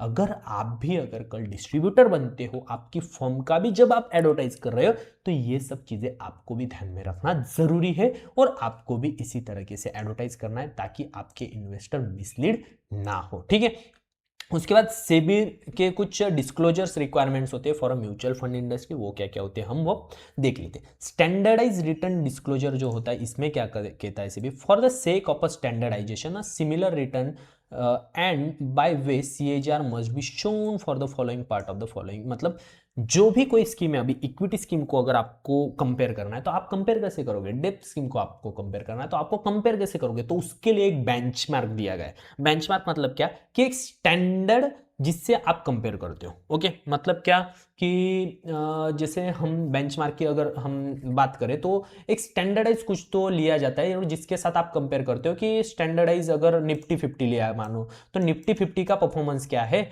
और उसके कंपेरेटिवली हमारे फंड का परफॉर्मेंस क्या है।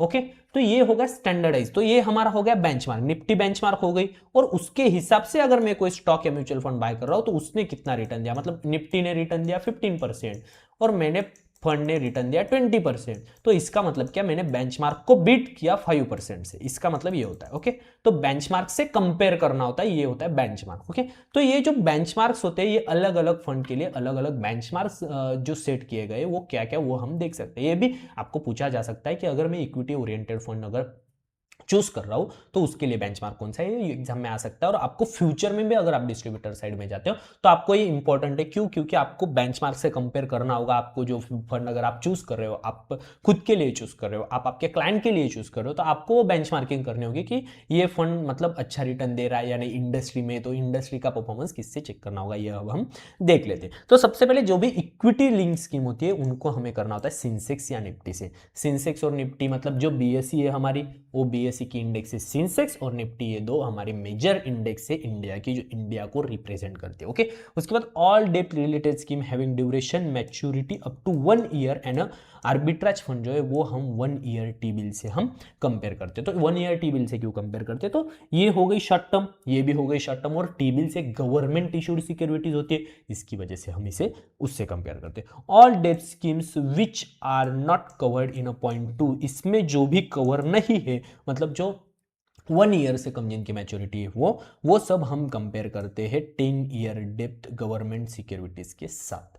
ओके, तो इससे क्यों करते हैं, ये भी गवर्नमेंट सिक्योरिटीज ही हो गई। और 1 ईयर से कम जो होती है वो मनी मार्केट सिक्योरिटीज हम जिसे कहते हैं, या शॉर्ट ड्यूरेशन सिक्योरिटी। जो शॉर्ट ड्यूरेशन क्या होता है ये भी हमने सब देखा था, long term short term. Okay, और जो 1 साल से ज्यादा जिनकी मैच्योरिटी है उनको हम कंपेयर करते हैं लॉन्ग टर्म से ही 10 ईयर वाले गवर्नमेंट सिक्योरिटी से। उसके बाद हमारा होता है कंजर्वेटिव हाइब्रिड फंड जो होते हैं वो कंपेयर होते हैं हमारे 10 ईयर डेटेड जो हमारी गवर्नमेंट सिक्योरिटी है उनसे। तो कंजर्वेटिव हाइब्रिड फंड क्या 80% एक्सपोजर डेप्थ की तरफ होता है, तो उनका भी डेप्थ से ही कंपैरिजन होता है। Okay, balance hybrid fund, aggressive hybrid fund, dynamic allocation, allocation balanced advantage and multi asset allocation fund, ये जो भी फंड है ये सब फंड हम कंपेयर करते हैं, इनके लिए बेंचमार्क है सेंसेक्स और निफ्टी। क्यों, एग्रेसिव हाइब्रिड, बैलेंस हाइब्रिड 80% के आसपास इक्विटी होता है, तो इक्विटी की जो हमारी इंडेक्स है उसके साथ हम उसे कंपेयर करते हैं। इक्विटी सेविंग जो है उसको हम 10 ईयर डेटेड जो सिक्योरिटी उससे कंपेयर करते हैं। रिटायरमेंट फंड जो हो हम वो उसे, चिल्ड्रंस फंड अगर होता है तो उसे हम सेंसेक्स और निफ्टी से कंपेयर करते हैं। इंडेक्स फंड, ईटीएफ्स और फंड्स ऑफ फंड हो गया एप्रोप्रिएट बेंचमार्क से ही कंपेयर करते हैं, क्योंकि वो डायरेक्टली बेंचमार्क को ही कॉपी करते हैं। तो इंडेक्स फंड और ईटीएफ तो वो तो मतलब बेंचमार्क को कॉपी करते हैं, तो वो थोड़ा बहुत एरर होता है, लेकिन बेंचमार्क जैसे चलते हैं वैसे ही ईटीएफ भी चलते हैं। और रिटायरमेंट फंड और चिल्ड्रंस फंड जो होता है वो हम सेंसेक्स और निफ्टी से कंपेयर करते हैं, क्योंकि ये लॉन्ग टर्म्स के फंड होते हैं। ओके, उसके बाद अब हम यहाँ पे देख लेते हैं disclosure of a performance other schemes managed by the fund manager. Okay, when the performance of a particular mutual fund scheme advertised, the advertisement shall also include the performance data all other schemes managed by the fund manager that particular scheme। मतलब अगर कोई भी scheme का advertisement जब किया जा रहा है तो वो कंपैरिजन और एडवर्टाइजमेंट में क्या क्या दिखाया जाना चाहिए। ओके, तो performance data to be provided क्या क्या होना चाहिए, performance of other schemes managed by the manager fund along with their respective schemes benchmark shall be provided in terms of CAGR 1, 2, 3 and 5 years। मतलब क्या, कोई भी स्कीम जब एडवर्टाइज की जाती है तो उसका 1 साल का रिटर्न, 2 साल, 3 साल का रिटर्न और 5 साल का रिटर्न ये मैंडेट मैंडेटरी दिखाना चाहिए कि इतने साल में हमने इतने CAGR का रिटर्न दिया हुआ है। अगर अलग कोई स्कीम अगर वो ऑफर कर रहा है तो उसका भी CAGR दिखाना मैंडेटरी हो जाता है। जैसे ये स्कीम सी हमें दिख रही, 1 ईयर का रिटर्न इसका माइनस में दिख रहा है, 3 ईयर का और 5 ईयर का जो रिटर्न है, मतलब ये फंड मैनेजर कितना ट्रस्टवर्दी है और उनकी आज तक की हिस्ट्री क्या है, ये प्रॉपरली ट्रांसपेरेंट वे से इन्वेस्टर को बताना चाहिए। ओके, अगर मोर देन 6 फंड अगर कोई स्कीम मैनेज कर रही है तो उनको टॉप 3 स्कीम जो होती है उनका CAGR दिखाना पड़ता है और बॉटम 3 स्कीम जो होती है उनका भी CAGR दिखाना पड़ता है। मतलब क्या, जो टॉप परफॉर्म की हुई 3 स्कीम है उनका भी और जो बॉटम में परफॉर्म की, मतलब ऐसा ना हो कि कोई भी फंड है उन्होंने अपने अच्छी अच्छी स्कीम दिखा दी, जो बैड वाले जिनका परफॉर्मेंस है वो आपको नहीं दिखाए, नहीं चलेगा। आपकी टॉप परफॉर्मेंस की 3 स्कीम दिखानी होगी और बॉटम परफॉर्म जिन्होंने किया है, मतलब जिन्होंने अच्छा परफॉर्म नहीं किया, उन भी 3 स्कीम ने कितना रिटर्न दिया ये आपको इन्वेस्टर को दिखाना होगा, ताकि वो इन्फॉर्म डिसीजन ले सके और उसके बिहाफ पे जज कर सके। नहीं तो आपने बता दिया ये स्टॉक में अच्छा किया हमने, ये स्कीम ने अच्छा किया, बट जो बुरी वाली वो नहीं बताया, नहीं चलेगा। आपको टॉप 3 और बॉटम 3 स्कीम आपको बतानी होगी। Okay, changes in the fund manager अगर वो होता है तो ये कौन से डेट पे हुआ क्या, ये सब आपको डिस्क्लोजर देना पड़ता है। The scheme has been managed by the current fund manager since past performance prior to the date manager fund, मतलब आज तक मैनेजर जो हमारा था, एक मैनेज कर रहा था, इस डेट से लेके इस डेट तक इन्होंने मैनेज किया और इनका जो रिटर्न था इनके पीरियड में वो था 15%। ओके, लेकिन नया मैनेजर आता है, उसने इस मतलब 20 तारीख से उन्होंने लास्ट ईयर ये किया और इस 20 दिसंबर तक मतलब 2 साल अगर मैनेज किया और इनका CAGR आ रहा है 20%। ओके, तो लेकिन अभी ये फंड मैनेजर अगर मैनेज कर रहा है तो आपको ये डिस्क्लोजर देना जरूरी है कि यहां तक अलग मैनेजर स्कीम चला रहा था, यहां से इस मैनेजर ने ज्वाइन करके यहां से ये मैनेजर हमारा अभी जो एग्जिस्टिंग है वही स्कीम चला रहा है। तो ये अगर अच्छा रिटर्न हो वो भी दिखाना होता है, अगर बुरा रिटर्न हो वो भी आपको दिखाना होता है। ओके, इंटरनेट इनेबल्ड मीडिया जो है हमारा, इसका क्या होता है, for the advertisement publishment internet enabled media mutual fund shall be permitted to provide an exact website link to a summarized information of the performance and managed by the concerned fund manager। मतलब जब भी कभी मान लो social media पे, Instagram पे डाल दिया, Facebook पे डाल दिया, गूगल पे डाल दिया, तो आपका जो फंड मैनेजर है वो या आपका फंड पेज है वहां पे आपको अप्रोप्रिएट लिंक आपको देना जरूरी है आपकी AMC की, ताकि जो इन्वेस्टर है अगर वो इन्वेस्टिगेट कर रहा हो या अगर आप डिस्ट्रीब्यूटर भी हो तो आप अलग अलग फंड जब कंपेयर करोगे, अलग अलग फंड जब आप एनालिसिस करोगे तो आप वहां पे जाके जो हम उनकी वेबसाइट वहां पे जाके अलग अलग फंड के और बाकी सब डिस्क्लोजर्स देख सके और ये कंपेरिजन कर सके कि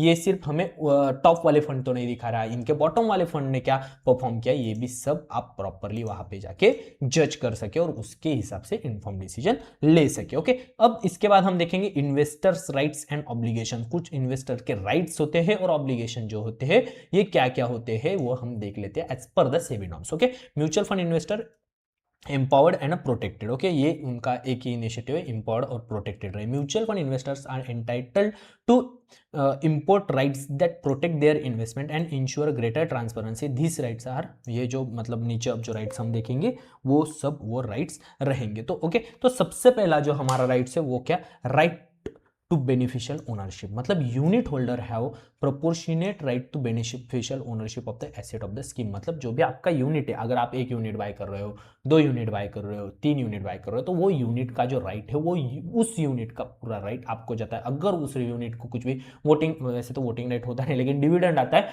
तो वो यूनिट में अगर डिस्ट्रीब्यूट होता है तो उस यूनिट का पूरा राइट आपके पास होता है। The investor can ask for unit certificate. अगर आपको यूनिट सर्टिफिकेट की जरूरत है तो आप उस एक यूनिट पे अगर आप खरीदते हो तो उसके लिए आप यूनिट सर्टिफिकेट मांग सकते हो और ये AMC आपको देगी। Okay, investor can receive allotment of a mutual fund unit open ended, close ended schemes their demat account. आपका जो डीमैट अकाउंट होगा वहां पे आपको वो क्रेडिटेड हो जाएगी जैसे आप बाय करते हो। Okay okay, units of all mutual fund schemes held in the dematerialised form are freely transferable. मतलब आप वो कहां पे भी ट्रांसफर कर सको, ऐसे डीमटेरियलाइज्ड फॉर्म में होने चाहिए, मतलब डिजिटली फॉर्म में होने चाहिए। Okay, AMC shall be allowed transfer of a mutual fund units in the manner specified by the SEBI mandate। SEBI mandate के हिसाब से टाइम टू टाइम वो AMC का ये होता है। ओके, उसके बाद right to change the distributor.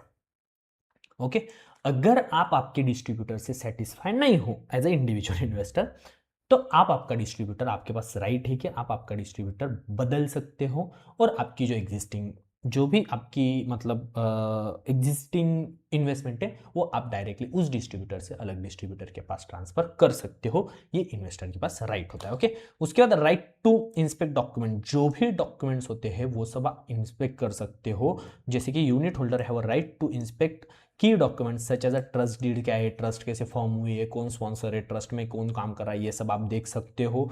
Okay, management agreement अगर कुछ होता है वो भी आप सब ये कर सकते हो। Consolidated services agreement, RDA agreement जो होता है, मेमोडरियम आर्टिकल जो होते हैं एसोसिएटेड विद एएमसी, कोई भी डॉक्यूमेंट है वो सब आप पढ़ सकते हो और आप इंस्पेक्ट कर सकते हो। अगर आप कुछ भी अगर डाउट आता है तो आप उसके बिहाफ पे आप क्वेश्चन भी कर सकते हो। ओके, उसके बाद right to appoint nominee. Okay, तो ये ध्यान में लो कि investor can appoint up to 10 nominees who will be entitled to the unit in each of the diminish investor. मतलब क्या, तो आप 10 नॉमिनी तक नॉमिनीज लगा सकते हो। आपको लगे पापा को लगाना है, मम्मी को लगाना है, भाई को लगाना है, बहन को लगाना है, 10 नॉमिनी तक आप लगा सकते हो। और आपका शेयर होल्डिंग भी आप डिसाइड कर सकते हो कि मैंने मतलब मान लो मैंने 3 नॉमिनी लगाए, लेकिन मुझे लगता है कि मेरे मतलब फादर जो इनको 50% चाहिए, तो वो मैं डिसाइड कर सकता हूँ 50% ऑफ दैट जो भी मेरे अमाउंट है वो फादर की तरफ जानी चाहिए, 30% मदर की तरफ जानी चाहिए, 20% सिस्टर की तरफ जानी चाहिए, ये मैं डिसाइड कर सकता हूँ। ओके, उसके बाद the investor can also specify the percentage distribution. Okay, जो भी नॉमिनेशन है उसके परसेंटेज डिस्ट्रीब्यूशन आप डिसाइड कर सकते हो। If no distribution is intended then the equal distribution between the nominees will be permitted. तो ये क्या होता है, मतलब मान लो आपने सिर्फ नॉमिनी लगा दिया, 5 नॉमिनी लगा दिए और आप परसेंटेज आपने अगर डिसाइड नहीं किया तो पांचों नॉमिनी में 20-20% आपका अगर लिक्विडेट करने की कुछ जरूरत आई तो पांचों नॉमिनी में हो जाएगा। अगर आप परसेंटेज डिसाइड करते हो तो उस परसेंटेज के हिसाब से आप दे सकते हो। आप डिसाइड कर सकते हो, अगर आपको चाहे 1% किसी को जाना चाहिए भी आप डिसाइड कर सकते हो कि 99% मेरे फादर को जाएगा, 1% किसी और को जाएगा या मदर को, anything you decide your percentage. Okay, उसके बाद right to pledge mutual fund. मतलब क्या, अगर मान लो आपको लोन की जरूरत है, investor can pledge their mutual fund units the normally done for offering securities to a financier. Okay, मतलब फाइनेंस की अगर कई बार ऐसी ज़रूरत होती है कि आपकी जो लॉन्ग टर्म इन्वेस्टमेंट है वो आपको ब्रेक नहीं करनी, लेकिन आपको शॉर्ट टर्म में कुछ फाइनेंस की ज़रूरत है, तो उसके लिए आप आपके म्यूचुअल फंड यूनिट प्लेज करके उसके मतलब म्यूचुअल फंड पे आपके प्लेज करके आपको लोन मिलता है, आप वो कर सकते हो। राइट्स टू ग्रेवियंस रेसिडुअल, मतलब आप कोई भी अगर आपको प्रॉब्लम आता है तो ग्रेवियंस रेसिडुअल प्लेटफॉर्म जो होता है, there are a formal grievance रेसिडुअल पॉलिसी फॉर इन्वेस्टर। फॉर्मल एक पॉलिसी बनाई गई है सेबी की, आपको सबसे पहले आपकी डिस्ट्रीब्यूटर की तरफ जाना है, अगर वो आपकी सॉल्व नहीं करता तो आप सेबी तक जा सकते हो और आपका जो भी इश्यू होता है वो सॉल्व करके ले सकते हो। ये हम अगली साइड में देखेंगे, ठीक है। तो उसके बाद जो होता है rights of a investor in context of a change in a fundamental attributes. तो if there is a change in a fundamental attributes of the mutual fund scheme, then the unit holder are provided an option to exit the prevailing NAV without any exit load. This exit window has been open to at least 30 days। मतलब क्या, मान लो कि कुछ fundamentals right में change होता है कि company ने ये कर दिया कि हम जो हमारा एग्जिट लोड था वो बढ़ाने वाले, एग्जिट लोड बढ़ाने वाले 1% था 2% कर देंगे भाई, इतना चलता नहीं वैसे इंडस्ट्री स्टैंडर्ड के हिसाब से, लेकिन अगर बढ़ाने वाले मान लो। ओके, तो अगर आपको एग्जिट करना है, अभी एग्जिट करना है कि भाई जो आप कर रहे हो मुझे कुछ मतलब पसंद नहीं, या मुझे मैं इसको मानता नहीं, आप मेरा पोर्टफोलियो मतलब मेरी जो ऑब्जेक्टिव उसके खिलाफ जा रहे हो, तो आपको 30 डे का एक विंडो ओपन किया जाता है। उसके उसी विंडो में अगर आपको एग्जिट करना चाहो उस म्यूचुअल फंड को तो आप कर सकते हो without any exit load. Okay, ये आपके पास राइट होता है एज अ इन्वेस्टर। ओके, तो ये मतलब एज अ डिस्ट्रीब्यूटर भी आपको ध्यान में रखना जरूरी है, क्योंकि आपका जो कस्टमर होता है वो कुछ भी क्वेश्चन लेके आ सकता है, या ये डॉक्यूमेंट होते हैं अगर उसको पता चला बाहर से कि भाई ये एग्जिट लोड बढ़ा रहे हैं, एक्सपेंस रेशो बढ़ा रही है कोई स्कीम, तो उसे अगर ये सब चीज़ें करनी है तो आपको उसको हेल्प करते आना चाहिए, ठीक है। The asset management company shall ensure that no change in the fundamental attributes of any scheme, fees, expenses payable and other charges would modify and the schemes affect the interest of a unit holder shall be carried out unless written communication जब तक ना हो, मतलब आपको mail लिखा जाता है, message के जरिए आपको बताया जाता है, तभी तभी वो एक्सपेंस में या कुछ भी फंडामेंटल चेंज स्कीम में वो कर सकते हैं। उसके बाद detail as specified by the board are appropriate displayed on the website पे सब कुछ दिखाया जाता है कि कौन से चेंजेस आने वाले हैं वो।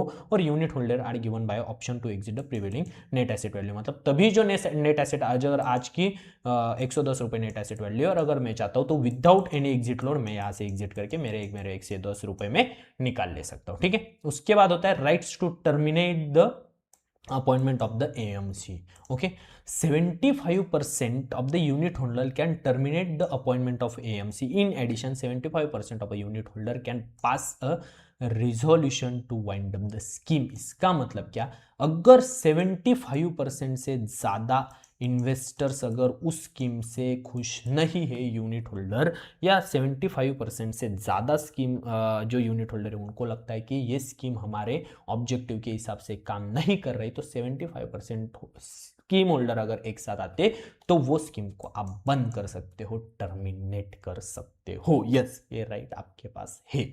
ओके, तो ये भी ध्यान में रखो। ओके, उसके बाद the trustee are bounded to obtain consent of a unit holder. तो आपको कोई भी अगर वो काम करते हैं, एक्सपेंस रेशियो बढ़ाते हैं कुछ भी, तो आपको वो टेक्स्ट या मतलब इस फॉर्म में आपको पहले बताना जरूरी होता है और उसके बाद वो चेंज कर सकते हैं, लेकिन ट्रांसपेरेंट पूरा मैकेनिज्म होना चाहिए। Whenever required to do SEBI is interested to unit holder, तो सेबी के हिसाब से आपको बताना होता है। Whenever required to do 75% of the unit holder in practice unit holding of the scheme, मतलब जब 75% अगर हो तो वो प्रैक्टिकली ये सब कर सकते हैं। Whenever the majority of the trustee decided to wind up a scheme permanently redeem the unit and a close ended scheme, मतलब रिडीम करना है, क्लोज करना है, ये भी ट्रस्टी जो होते वो भी ये सब कर सकते हैं। ओके, उसके बाद proceed of illiquid securities. Okay, इसका मतलब क्या, it is possible that security was treated as a wholly or partially non recoverable at the time of the majority of winding up of the scheme, the security में subsequent yield of a higher amount to the scheme. Okay, इसका मतलब क्या क्या होता है, कई बार अगर कोई स्कीम अगर लिक्विडेट हो रही है, ओके, और उस लिक्विडेशन के समय वो स्कीम ने मान लो कि 20 रुपीज का आज का ये चल रहा था ये नेवी, और इसके हिसाब से जो भी इन्वेस्टर से इनको ये दिया गया, ओके, कि 20 रुपीज आज का एनएवी चल रहा है, लिक्विडेट कर रहे हैं, तो 20 रुपीज सब में बांट दिए। अब यहाँ पे दो नाम्स होते हैं। कई बार क्या होता है कि वो स्कीम उस समय लिक्विडेट नहीं होती, कुछ भी रीजन हो सकता है, लेकिन ये जो इन्वेस्टर्स है इनको वहां से मतलब लिक्विडेट करके निकाला जाता है। तो ऐसे समय में मान लो वो स्कीम आगे अगर चल रही है और वो स्कीम अगर ये जो 20 रुपीज की आपकी यूनिट की वैल्यू थी, अगर ये फ्यूचर में जाके 200 रुपीज अगर ये हो जाती है, या अगर कोई भी मतलब ये if the amount are substantial and revoked within 2 years then the amount is to be paid to be the old investor, मतलब वो लिक्विडेट की गई लेकिन जो अमाउंट फ्यूचर में आ रही है वो अगर ज्यादा आती है तो अंडर 2 year 2 ईयर के अंदर, तो वो जो एग्जिस्टिंग शेयर होल्डर है उनमें वो अमाउंट बांटी जाती है। ओके, ये चीज ध्यान में रखो। In other cases the amount is transfer to the investor education fund maintain by each mutual fund. Investor education नहीं तो वो अमाउंट अगर कम रही या 2 साल से अगर ज़्यादा रहा पीरियड वो लिक्विडेशन का, तो वो जो अमाउंट है वो अमाउंट जो इन्वेस्टर एजुकेशन फंड होता है स्पेसिफिक फंड का, उसमें वो अमाउंट डाली जाती है। ओके, उसके बाद ड्यू डिलीजेंस प्रोसेस। तो due diligence process by AMCs को टाइमली ड्यू डिलीजेंस करना होता है for distributors of the mutual fund. Distributor जो होते हैं उनके लिए ड्यू डिलीजेंस टाइमली करना होता है। तो asset management companies and mutual funds are regulated by SEBI through the SEBI mutual fund regulation 2026। AMC are vested with the responsibility of a regulatory practices and the distributor. तो एप्लीकेशन जब भी कोई distributor, अगर आप डिस्ट्रीब्यूटर बन रहे हो तो आपका ड्यू डिलीजेंस होगा, प्रीलिमिनरी स्क्रीनिंग होगी आपकी कि आपका एजुकेशन बैकग्राउंड क्या है, बाकी वो ऑफिसेस और बाकी वो चीज़ थोड़े कुछ प्रूफ या बाकी सब चीज़ें देनी पड़ती है। ओके, ड्यू डिलीजेंस चेक करना होता है, वेरिफिकेशन ऑफ अ डॉक्यूमेंट, आपके हर एक डॉक्यूमेंट प्रॉपरली इसका ड्यू डिलीजेंस किया जाता है, और अप्रूव और ऑनबोर्डिंग आपको एज ए डिस्ट्रीब्यूटर करा जाता है।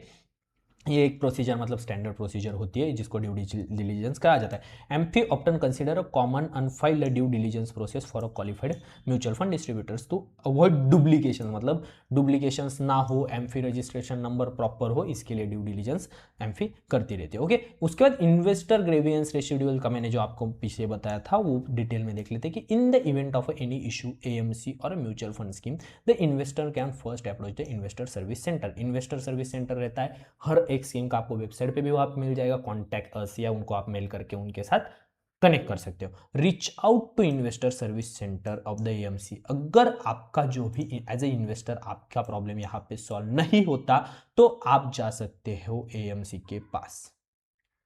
ओके, डायरेक्टली सर्विस सेंटर होता है, नहीं हुआ तो एएमसी के पास। Take up the issue with senior level in AMC. जो सीनियर लेवल है उसके पास आपका इश्यू लेके जा सकते हो। और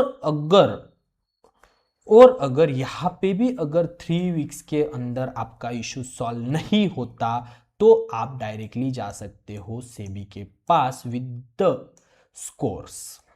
ओके, तो स्कोर्स ये डायरेक्टली गवर्नमेंट अप्रूव्ड सेबी की वेबसाइट है जिसपे आप डायरेक्टली जो भी आपकी कंप्लेंट हो अगर यहाँ पे सॉल्व नहीं होती तो आप स्कोर्स पे जाके आपकी कंप्लेंट वहाँ पे फाइल करके आपका जो भी मतलब डिस्प्यूट होगा वो आप सॉल्व कर सकते हो। The asset management company shall redress investor grievance properly but not later than a 21 calendar days. Okay, मतलब 21 कैलेंडर डेज के अंदर ही उनको सॉल्व करना होता है from the date of a receipt of the grievance in a such manner as may specified by the board. मतलब जब तक वो मतलब जिस दिन आप कंप्लेंट डाल रहे हो उसके 25 डेज में आपका कंप्लेंट सॉल्व होना चाहिए। अगर नहीं हुआ तो आप सेबी के पास वो जा सकते हो। Okay, score is a web based, एक ये स्कोर्स का ये लिंक यहाँ पे मैंने दिया हुआ है, मैं डिस्क्रिप्शन में भी डालूंगा। तो ये लिंक है, अगर आपको स्टॉक मार्केट में भी कोई अगर आपके साथ ये होता है तो पहले आपको ब्रोकर को आपको कांटेक्ट करना है। अगर आपका ब्रोकर आपका प्रॉब्लम सॉल्व नहीं करता स्पेसिफाइड टाइम पीरियड में तो आप डायरेक्टली स्कोर से जो रेसिडुअल सिस्टम है उसके थ्रू आप डायरेक्टली सेबी से कनेक्ट कर सकते हो। ओके, तो entitles against which companies are handled by SEBI. तो सेबी के यहाँ पे कौन से ऐसे जो सब पार्टिसिपेंट्स हैं जिनके खिलाफ आप स्कोर्स पे कंप्लेंट डाल सकते हो। सबसे पहले listed companies, okay, registered and transfer agents, इनके मतलब इनके खिलाफ आपके कुछ कंप्लेंट है तो आप जा सकते हो। ब्रोकर, स्टॉक एक्सचेंज है अगर आप जा सकते हो। डिपॉजिटरी पार्टिसिपेंट से आप जा सकते हो। म्यूचुअल फंड है जा सकते हो। Related to transaction, NAV, redemption, कुछ भी अगर आपको प्रॉब्लम है अगर वो सॉल्व नहीं होता आप जा सकते हो with in a time period. Okay, portfolio management जर से आप जा सकते हो। और अदर एंटाइटी जैसे केआरए हो गया, कलेक्टिव इन्वेस्टमेंट स्कीम हो गया, मर्चेंट बैंकर्स हो गया, ये बड़े बड़े जो इंस्टीट्यूशनल इन्वेस्टर्स होते हैं उनके लिए ये यूज करते, तो वो भी स्कोर्स के पास जाके अपना जो प्रॉब्लम है वो वहाँ पे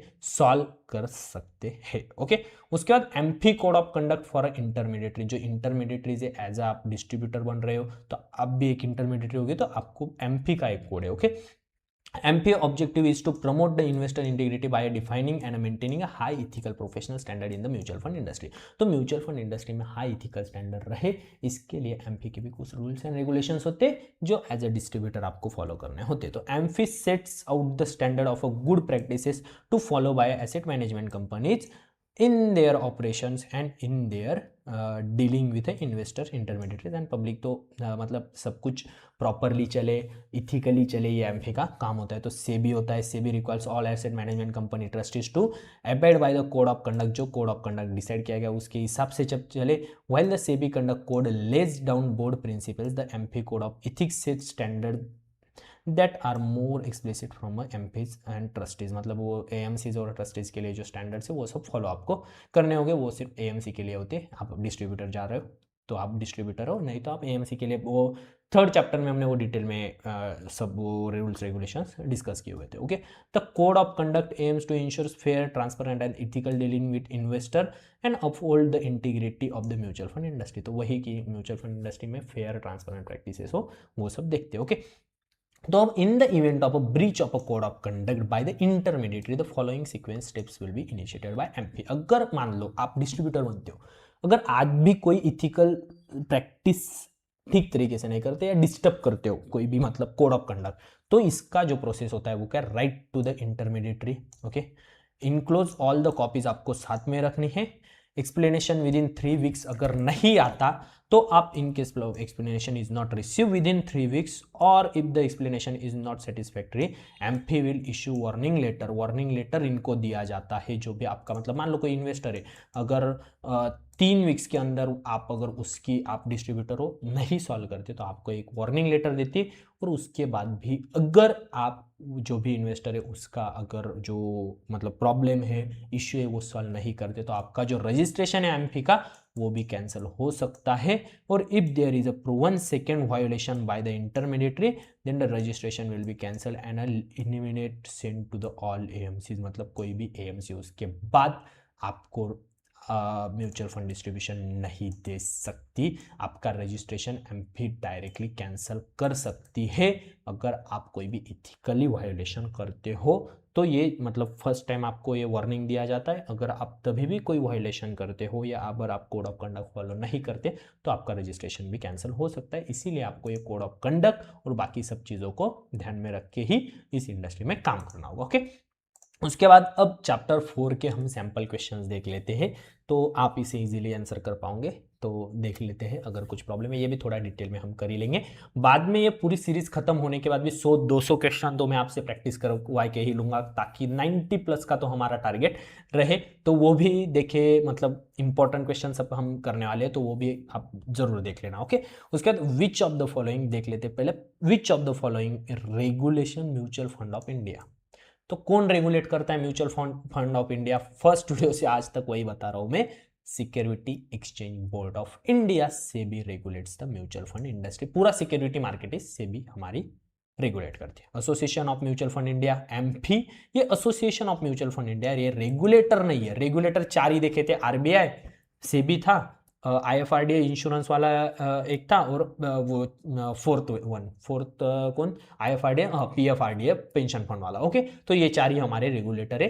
association of mutual fund India association है, गवर्नमेंट बॉडी नहीं, ये ध्यान में रखो। ये मैंने थर्ड वीडियो के क्वेश्चन में भी बताया था आपको, तो ये डिफरेंस आपको ध्यान में रखना है। ओके, एसेट मैनेजमेंट कंपनी नहीं है, तो एसेट मैनेजमेंट कंपनी हो गई, रेगुलेटर कहाँ से हो गई? Board of trustees of mutual fund नहीं, सेबी। ओके, उसका सेकंड क्वेश्चन है हमारा, mutual fund can buy and sell securities only on delivery basis, state whether this statement is true और फॉल्स। तो अभी हमने देखा कि mutual fund can buy only on a delivery basis. Okay, buy and sell securities only on delivery basis, तो delivery basis पे ही वो खरीद सकते हैं। तो डिलीवरी बेसिस एक होता है और एक होता है कि स्पेक्यूलेशन होता है, वो नहीं कर सकते। डिलीवरी बेसिस पे ही म्यूचुअल फंड खरीदता है। ओके, जो हमारे डीमैट अकाउंट में डिमैटेरियलाइज्ड फॉर्म में आते हैं। तो ये जो स्टेटमेंट है, ये स्टेटमेंट ट्रू है। ठीक है, उसके बाद which of the following statement is true with respect to the celebrity endorsement fund for mutual fund. तो okay, SEBI has permitted celebrity endorsement at the industry level for the purpose of increasing the awareness. Yes, क्यों? मैंने जैसे आपको बताया था, जो celebrity वो directly बोल नहीं सकते, लेकिन ये बोल सकते कि म्यूचुअल फंड सही है। यही एग्जांपल मैंने आपको वीडियो में दिया था। ठीक है, तो ये क्या ओवरऑल इंडस्ट्री के प्रमोशन के लिए या अवेयरनेस क्रिएट करने के लिए जो सेलिब्रिटी है उनका यूज कर सकते हैं, लेकिन स्पेसिफिक कोई भी जो म्यूचुअल फंड एएमसी है वो स्पेसिफिक कोई भी रिकमेंडेशन के लिए सेलिब्रिटीज का यूज नहीं कर सकते। ठीक है, ये क्लियर हो गया आपको। SEBI has permitted celebrity endorsement for a promotion of a individual mutual fund scheme नहीं। Celebrities can endorse only NFO नहीं। Celebrities can endorse only ongoing mutual fund scheme नहीं। ये कुछ भी नहीं कर सकते। ओवरऑल इंडस्ट्री का जो है म्यूचुअल फंड से ये कह सकते हैं। ठीक है, investor has right to specify up to dot dot nominees for the mutual fund investment portfolio. तो कितने नॉमिनीज आप लगा सकते हो? 0 नहीं, 1 नहीं, 2 नहीं, 10 नॉमिनीज तक आप लगा सकते हो, और उनके शेयर भी हम डिवाइड कर सकते हैं, ये हमने देखा था। तो SEBI regulations are oversees the mutual fund of industry, मतलब SEBI regulation, SEBI main body है। Mutual fund operate with a transparent, fair and investor protection. Then investors have important rights such as a nomination and grievance रेसिडुअल। AMFI and SEBI ensures ethical standard of जो भी है conduct हो पूरे के पूरे industry में, इसका ध्यान रखते हैं। तो ये हमारा चैप्टर 4 आज हम खत्म करते हैं, और अगले वीडियो में शुरुआत करेंगे चैप्टर 5 के साथ। इन डिटेल में पूरा का पूरा चैप्टर मैंने कवर कर दिया है। अगर आपको कुछ भी डाउट होते तो आप कमेंट में पूछ सकते हो, मैं एज सुन एज पॉसिबल आपके डाउट क्लियर करूंगा। या आपको अगर स्पेसिफिक कुछ वीडियो चाहिए होगा, किसी पे आपको अगर ज़्यादा टफ लग रहा हो तो वो भी मैं करके दूंगा, तो आपको कमेंट में बताओ अगर आपको कुछ भी डाउट हो तो Bhupendra Gangurde signing off. Happy learning, happy investing.